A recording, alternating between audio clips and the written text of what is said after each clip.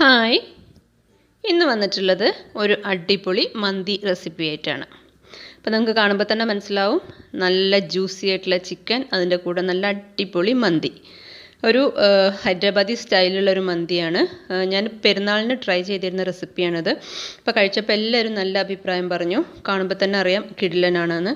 അപ്പോൾ അത് എങ്ങനെയുണ്ട് എന്നാണ് ഇന്ന് നമ്മൾ നോക്കാൻ പോണത്.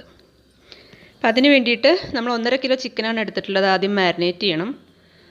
ഇത് മന്തി മസാലയാണ്. മന്തി മസാല പൗഡർ ഉണ്ടാക്കുന്ന വീഡിയോ ഞാൻ മുമ്പ് ചെയ്തിട്ടുണ്ട്. അപ്പോൾ അതിവിടെ കാണിക്കുന്നില്ല, അതിൻ്റെ ലിങ്ക് ഞാൻ ഡിസ്ക്രിപ്ഷനിൽ ഇടാം. മന്തി മസാല വാങ്ങിച്ചാലും കുഴപ്പമൊന്നുമില്ല, പക്ഷെ നമ്മൾ വീട്ടിലുണ്ടാക്കുമ്പോഴാണ് കൂടുതൽ ടേസ്റ്റ്. അത് 1.5 ടീസ്പൂൺ എടുത്തിട്ടുണ്ട്. 1.5 കിലോ ചിക്കനിലേക്ക് 1.5 ടീസ്പൂൺ മന്തി മസാല എടുത്തിട്ടുണ്ട്. പിന്നെ നമ്മൾ 2 ടീസ്പൂൺ കാശ്മീരി മുളക് പൊടി,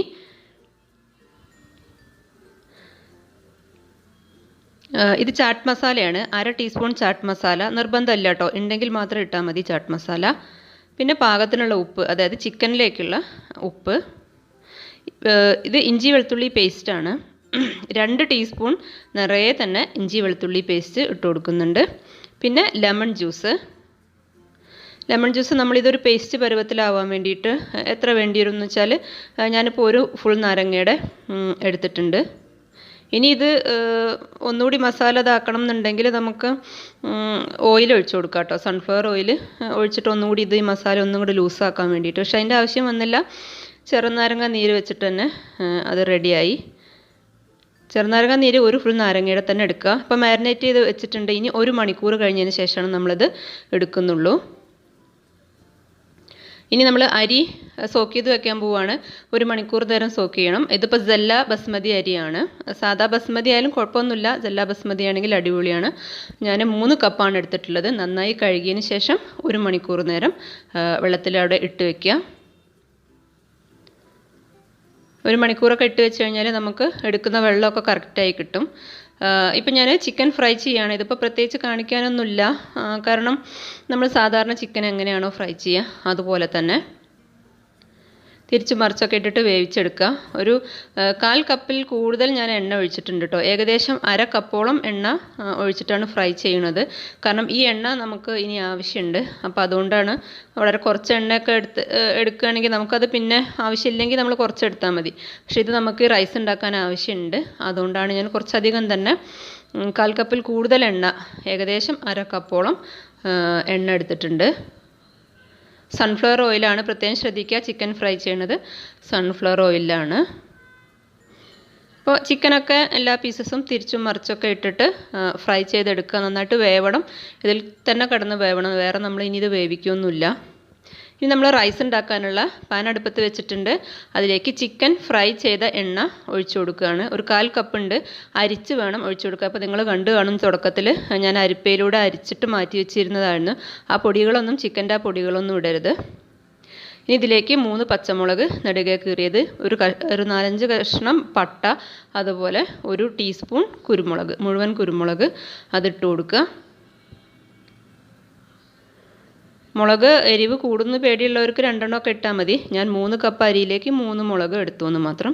പിന്നെ ഒരു ചെറിയ സവാള സ്ലൈസ് ചെയ്ത് ഇട്ട് കൊടുക്കുന്നുണ്ട്. ഒരു ചെറിയ സവാള മതി, ഒരുപാടൊന്നും വേണ്ട. നമ്മൾ റൈസിൽ ഇങ്ങനെ റൈസ് വെന്ത് കഴിയുമ്പം സവാള കാണുമൊന്നുമില്ല. ആ ഒരു പരുവത്തിൽ അത്രയ്ക്കും മാത്രമേ ഇട്ടിട്ടുള്ളൂ. അതും നന്നായിട്ടൊന്ന് വഴണ്ട് വരട്ടെ. ഒന്ന് വാടിയാലൊന്നും പോരാ, അത്യാവശ്യം നന്നായിട്ട് തന്നെ ഒന്ന് വഴണ്ട് വന്നോട്ടെ. ഇതിലേക്ക് നമ്മൾ നേരത്തെ കണ്ടില്ലേ മന്തി മസാല, അത് 1 ടീസ്പൂൺ നിറയെ ഇട്ട് കൊടുക്കുന്നുണ്ട്. നമ്മൾ ചിക്കൻ ഫ്രൈ ചെയ്തപ്പെട്ട അതേ മസാലപ്പൊടി തന്നെയാണ്.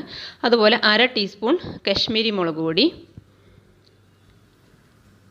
പിന്നെ നമുക്കിതിലേക്ക് വേണ്ടത് ഒരു 1/4 ടീസ്പൂൺ മഞ്ഞൾപ്പൊടിയാണ്.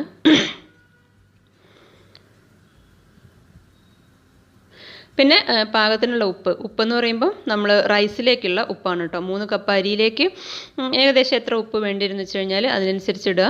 ചിക്കനിലേക്കുള്ള ഉപ്പ് നമ്മൾ ചിക്കനിൽ ഇട്ടിട്ടുണ്ട്. ഇതൊന്ന് നന്നായിട്ടൊന്ന് വഴറ്റിയതിന് ശേഷം വെള്ളം ഒഴിച്ചു കൊടുക്കുകയാണ് ഇതിലേക്ക്.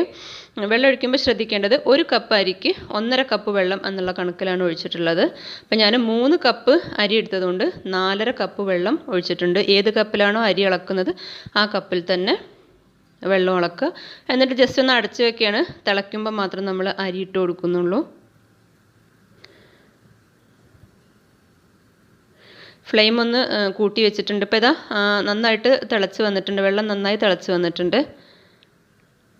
അതിലേക്ക് 2 ഡ്രൈ ലെമൺ ഇട്ട് കൊടുക്കുകയാണ്. ഡ്രൈ ലെമണിൻ്റെ ടേസ്റ്റ് ഇഷ്ടമില്ലാത്തവർക്ക് നോർമലി ലെമൺ ജ്യൂസ് ഒഴിച്ചു കൊടുക്കാം. 1 ലെമണിൻ്റെ ജ്യൂസ് ഒഴിച്ചു കൊടുത്താൽ മതി. പിന്നെ നമ്മൾ കഴുകി വെള്ളം വാർത്ത് വെച്ചിട്ടുള്ള അരി ഇട്ട് കൊടുക്കണം. നന്നായി വെള്ളം വാർക്കണം, അല്ലെങ്കിൽ വെള്ളം കൂടിപ്പോവും. നമ്മൾ വെള്ളം അളന്നിട്ടാണ് ഒഴിച്ചത്, അതുകൊണ്ട് തന്നെ അരി നന്നായിട്ട് കഴുകി വെള്ളമൊക്കെ ഡ്രെയിൻ ചെയ്തതിന് ശേഷം മാത്രം ഇതിലേക്ക് ഇട്ട് കൊടുക്കുക. നന്നായിട്ടൊന്ന് മിക്സ് ചെയ്തതിന് ശേഷം അടച്ചു വയ്ക്കുകയാണ്. അപ്പോൾ ഇത് അരിയൊക്കെ നന്നായി തിളച്ച് വന്നിട്ടുണ്ട്.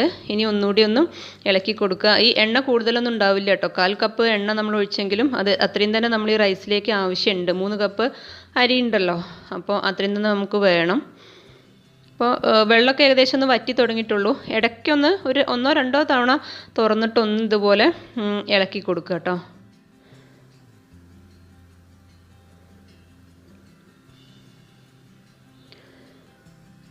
ഒരു 10 മിനിറ്റ് ലോ ഫ്ലെയിമിൽ ഇട്ടാൽ മതി.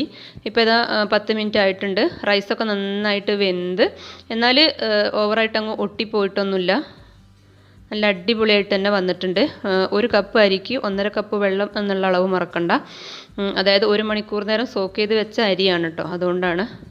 ഇനി നമ്മൾ റൈസിൻ്റെ മേലേക്ക് നേരത്തെ ഫ്രൈ ചെയ്ത് വെച്ച ചിക്കനൊക്കെ ഇട്ട് കൊടുക്കുകയാണ്.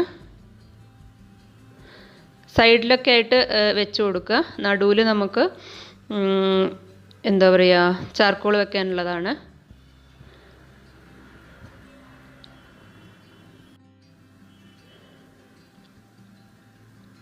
ഇനി നമ്മൾ ചാർക്കോൾ വെക്കാനുള്ള ഒരു ചെറിയ പാത്രം നടുക്ക് വെച്ച് കൊടുക്കുന്നുണ്ട്. നടുക്കനെ വേണമെന്നില്ല, അതിൻ്റെ അകത്ത് എവിടെയെങ്കിലും ആയാലും കുഴപ്പമൊന്നുമില്ല, നടുക്കാണ് വെക്കണേന്ന് മാത്രം.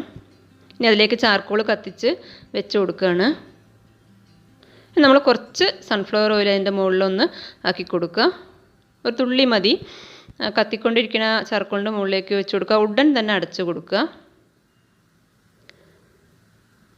ഇനി അവിടെ ഒരു 10-15 മിനിറ്റ് അങ്ങനെ നിന്നോട്ടെ. നമ്മൾ എപ്പോഴാണോ കഴിക്കുന്നത് ആ സമയത്ത് മാത്രം തുറന്നാൽ മതി. അതുവരെ അവിടെ കിടന്നോട്ടെ.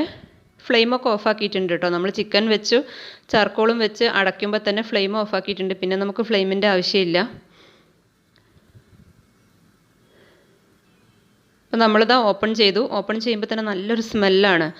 കാരണം എല്ലാവർക്കും അറിയായിരിക്കും മന്തി ഓപ്പൺ ചെയ്യുമ്പോഴുള്ള ആ സ്മെല്ല്. കാരണം ചാർക്കോളൊക്കെ പുകച്ചതിൻ്റെ ആ ഒരു സ്മോക്കി സ്മെല്ലും ടേസ്റ്റ് എല്ലാം കിട്ടും. അപ്പോൾ ആദ്യം ചിക്കൻ പീസസൊക്കെ ഇതിൽ നിന്ന് മാറ്റുകയാണ്.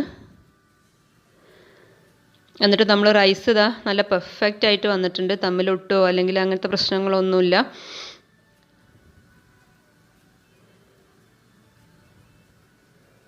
റൈസ് നന്നായിട്ടൊന്ന് ഇളക്കി കൊടുക്കുക. കാരണം ഓയിലൊക്കെ ചിലപ്പോൾ താഴെ പോയി നിൽക്കാൻ സാധ്യതയുണ്ട്. അപ്പോൾ അത് ഒഴിവാക്കാൻ വേണ്ടിയിട്ട്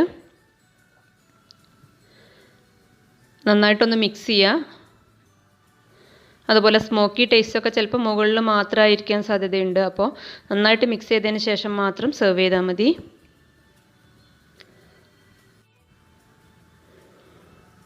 ഇനി ഞാനിപ്പോൾ ഒരു പാത്രത്തിലേക്ക് സെർവ് ചെയ്യുകയാണ്.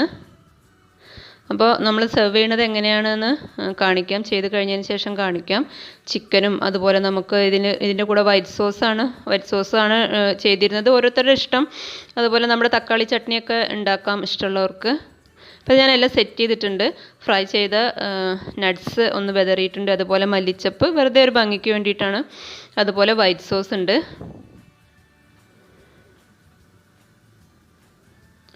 നമുക്ക് കാണുമ്പോൾ തന്നെ മനസ്സിലാവും. മാത്രമല്ല ജ്യൂസി ആയിട്ടുള്ളൊരു ചിക്കനാണെന്ന് മനസ്സിലാവും. നമ്മൾ മാരിനേറ്റ് ചെയ്ത് എത്ര സമയം വെക്കണോ അത്രയും ചിക്കൻ നല്ല ജ്യൂസി ആയിട്ട് കിട്ടും. 1 മണിക്കൂറോ 2 മണിക്കൂറോ ഒക്കെ പറ്റുമെങ്കിൽ വെക്കുക. അല്ലെങ്കിൽ തലേ ദിവസം തന്നെ ചിക്കൻ മാരിനേറ്റ് ചെയ്ത് ഫ്രിഡ്ജിൽ വെച്ചിരുന്നിട്ട് പിറ്റേ ദിവസം ചെയ്യുകയാണെങ്കിൽ നല്ല കിഡു ടേസ്റ്റ് ആയിരിക്കും. അപ്പോൾ നിങ്ങളുടെ ഇഷ്ടത്തിനനുസരിച്ച് ചെയ്യുക. മിനിമം 1 മണിക്കൂറെങ്കിലും വെക്കുക. എന്നിട്ട് ചെയ്ത് നോക്കുക. അപ്പോൾ എല്ലാവരും ഒന്ന് ട്രൈ ചെയ്ത് നോക്കുക ഈ റെസിപ്പി. വീഡിയോ ഇഷ്ടമായി കഴിഞ്ഞാൽ അഭിപ്രായങ്ങളൊക്കെ കമൻറ്റ് ബോക്സിലിടണം. പഴയ വീഡിയോസൊക്കെ ഒന്ന് കണ്ടു നോക്കുക. സപ്പോർട്ട് ചെയ്യുക, ലൈക്ക് ചെയ്യുക. Thank you.